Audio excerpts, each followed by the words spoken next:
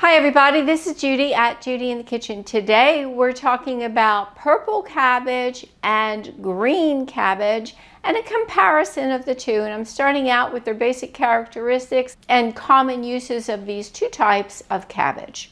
Green cabbage has a classic round shape with tightly packed leaves and a pale green color. That color turns more pale toward the core of the vegetable. And the color does not bleed when green cabbage is cut. The size of the head can range from small to large, and the leaves are somewhat thinner and more tender than those of the red cabbage.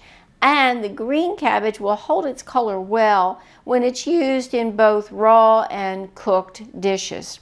Purple cabbage is also referred to as red cabbage, is botanically very close to green cabbage. Consider them brother and sister or close cousins. Like green cabbage, purple cabbage also has a classic round shape with tightly packed leaves. But the leaves of the red cabbage are a little bit thicker and a little bit crunchier. Maybe you could consider it a little tougher than those of the green cabbage. The leaves are a vibrant purple color that turn more pale at the core, and the size of the head can range from small to large.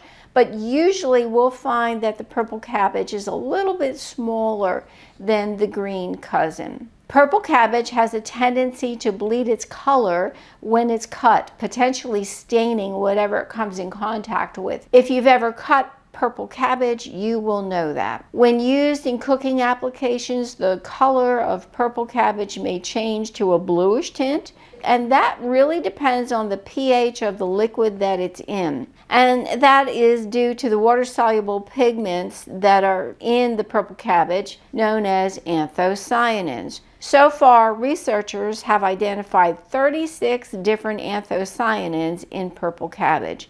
The pigments turn red in acidic environments with a pH less than 7.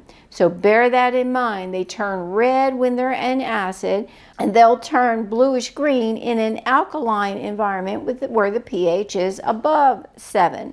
Now, this is an important tip for cooks out there to help to maintain the red-purple color of this type of cabbage when you're cooking. You want to first add a type of acid to the liquid, and that can be lemon juice or vinegar or any type of acid that would be appropriate for the dish that you're making.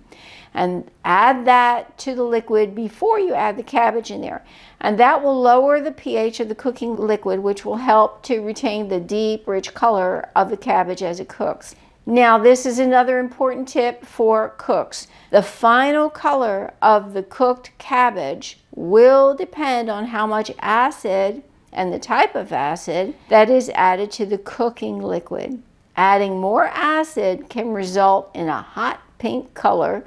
It could be light red, or it could be simply maintaining its original purple color. To achieve a specific color that you want may take some experimentation with the type of acid and the amount that you add to your ingredients.